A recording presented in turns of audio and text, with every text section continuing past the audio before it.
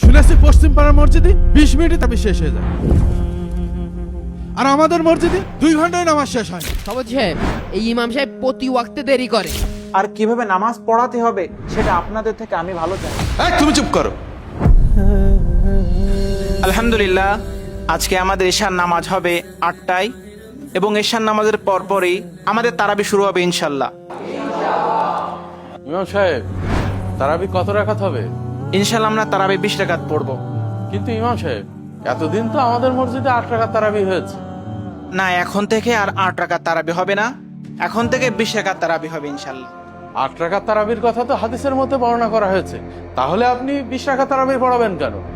এই 8 রাকাত, 12 রাকাত, 20 রাকাত তারাবিতে মুসলমানদের মধ্যে এলোমেলো দেখে হযরত ওমর রাদিয়াল্লাহু তাআলা আনহু 20 রাকাত তারাবি নির্ধারিত করে দিয়েছেন।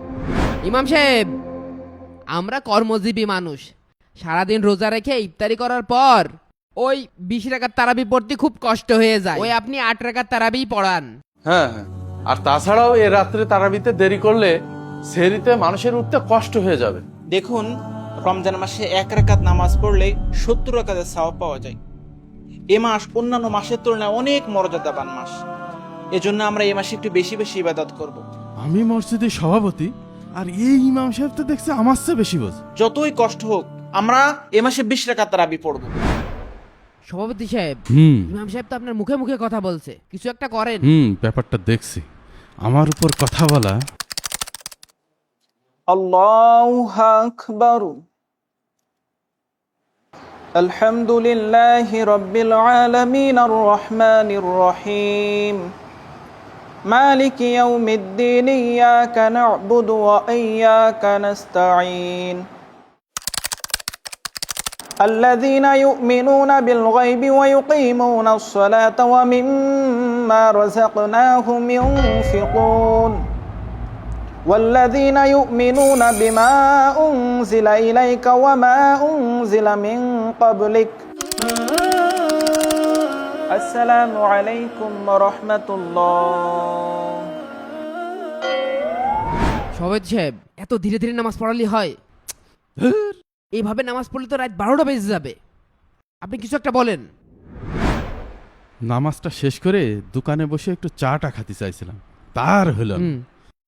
ইমাম সাহেব, আপনি এত ধীরে ধীরে নামাজ পড়াচ্ছেন কেন? তারাবির নামাজ হবে তাড়াতাড়ি, আমরা কর্মজীবী মানুষ, আমরা কি এইভাবে এত সময় নিয়ে নামাজ পড়তে পারি নাকি?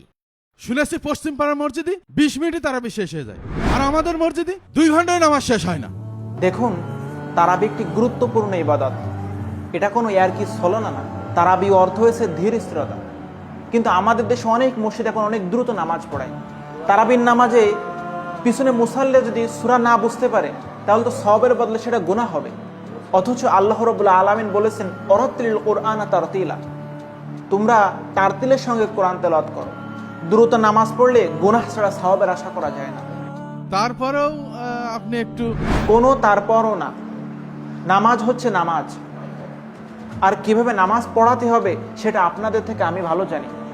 কোনো ইমাম সাহেবকে ইবাদতের ক্ষেত্রে সাজেস্ট করা ঠিক না। সভাপতি সাহেব, চলেন, আমরা আর এই মসজিদে নামাজ পড়বো না। দাঁড়াও, তোমার ব্যবস্থা করছি। শোন, এই ইমামকে রাখা যাবে না।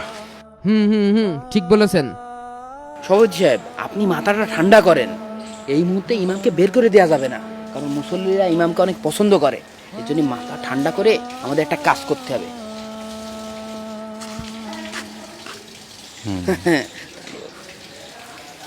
চলেন চলেন চলেন। কি ব্যাপার, নামাজের সময় হয়ে গেল, ইমাম সাহেব কোথায়?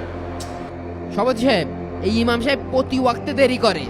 কই, এই ইমাম সাহেব অধিকাংশ দিন নামাজে দেরি করে। আজকে হয়তো কোনো ব্যস্ততার কারণে দেরি হচ্ছে। তুমি চুপ করো, এত বেশি বোঝো কেন?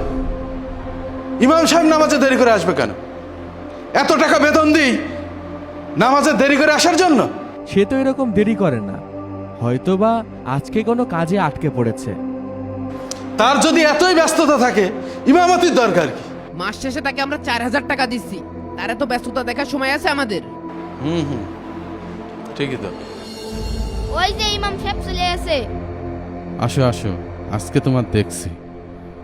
ইমাম সাহেব, সে কখন নামাজের সময় হয়ে গেছে, আমরা এত দেরি হলো কেন?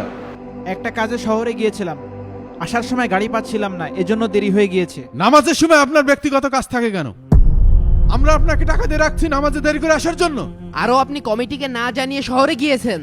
আপনারা যেভাবে আমাকে প্রশ্ন করছেন মনে হচ্ছে আমি আপনাদের গোলাম, আর বারবার টাকার কথা বলছেন। টাকা তো দেন 4000 টাকা। এই 4000 টাকায় বর্তমান জামানায় কি হয়?